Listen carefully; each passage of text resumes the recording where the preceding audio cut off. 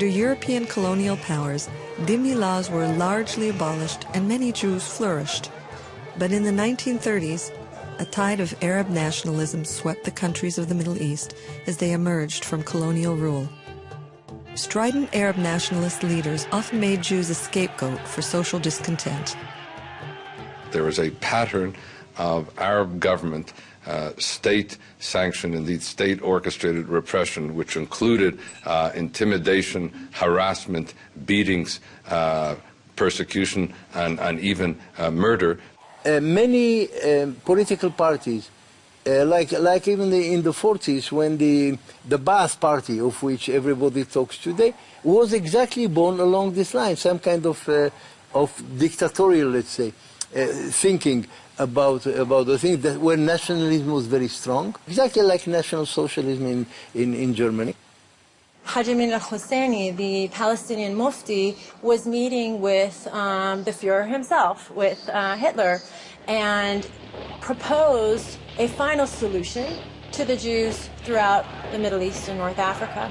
And the Hitler, of course, was delighted. In 1940, Haj Amin al-Husseini was the most prominent leader of the Palestinian Arabs and the head of the Arab Higher Committee, the central political organization of the Arabs of Palestine. He and Hitler discussed plans to establish concentration camps in the Middle East. He delivered a radio address to the Arab world on Nazi radio saying, "Arabs, rise as one man and fight for your sacred rights. Kill the Jews wherever you find them." His words reverberated across the Middle East. In Iraq, in the 1930s, you had the pro-Nazi government, which led to the Farhud in 1941, in which Jews were completely massacred. What happened was that the mobs went rioting through the Jewish ghetto. They would pull babies apart from their limbs till they broke. They would rape women and daughters in front of the families. They pulled the Jew among all passengers in the bus. Who is the Jew? And they did the Jew out, they killed them outside the bus. Or they entered the houses and they looted. Jews run from roof to roof. In Baghdad, you know, the houses are close, are very close, and you can run on the roof. Some of the neighbors of the Jews, they were with those who attacked their neighbors, with the police, and they killed, they looted, and that's what they did, and they forgot all the friendship.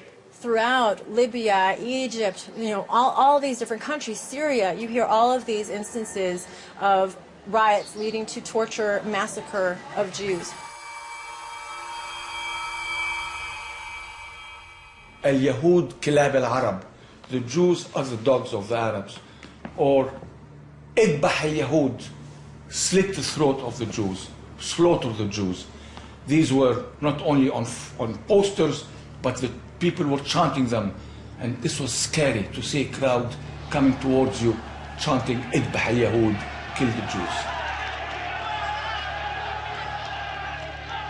This wasn't just mobs and demonstrations. This was actual killings of civilians, innocent civilians who were Jewish. And it really created a tremendous fear in the Jewish population, especially for my own parents. My mother had to run through rooftops to escape the mob that was out to kill many of the Jews in her neighborhood.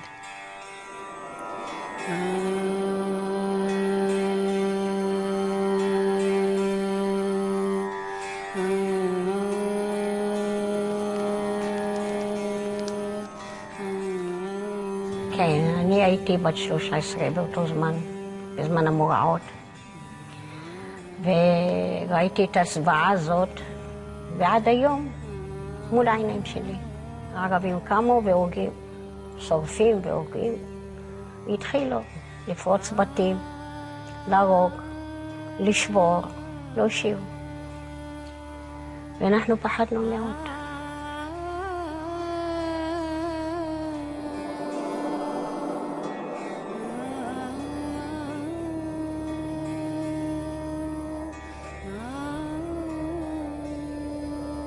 راستی و یبرد حرا راستی برسیم حرای عشتر صوتي أربيتو قعد كم ماشين محسلهم زي سيمان تري راتسو لحتوخت يدايم ويترجلايم ويتروش كمو مطا هيم قرزينيم عاشني مسليم ويحشبوش أني ميت.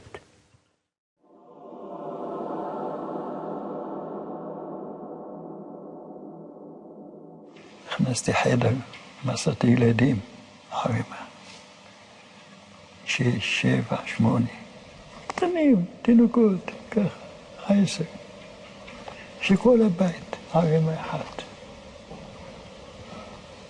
سوفي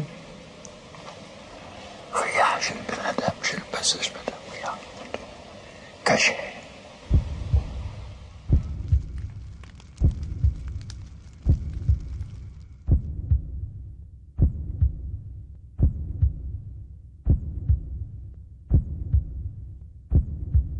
My neighbor, who was an Egyptian Muslim, actually saved our lives because he came down and told the mob that was rioting that there was no Jews living in the building, which was not true. My family were in hiding. In that kind of instability, the only thing you really have left is the trust in a good friend who can help you out of difficult situations, like the righteous Gentiles, you know, the righteous Arabs.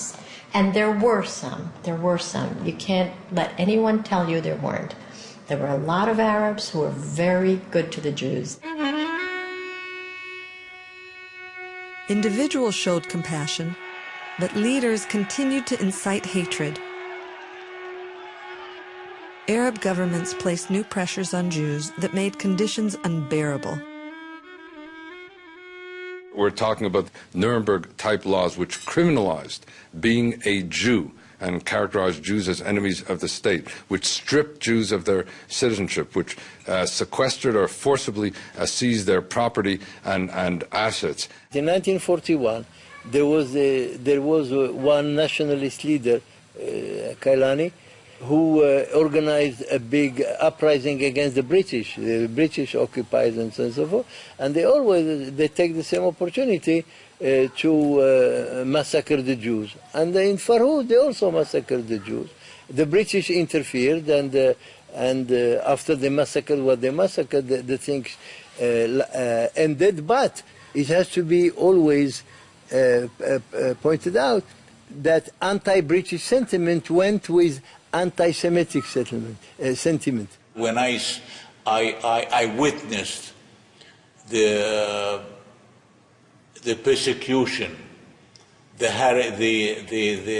hatred within the school and within the neighborhood, within the city, within the country of Iraqis, I came into decision, and my mother, my parents also, that country wasn't so our country.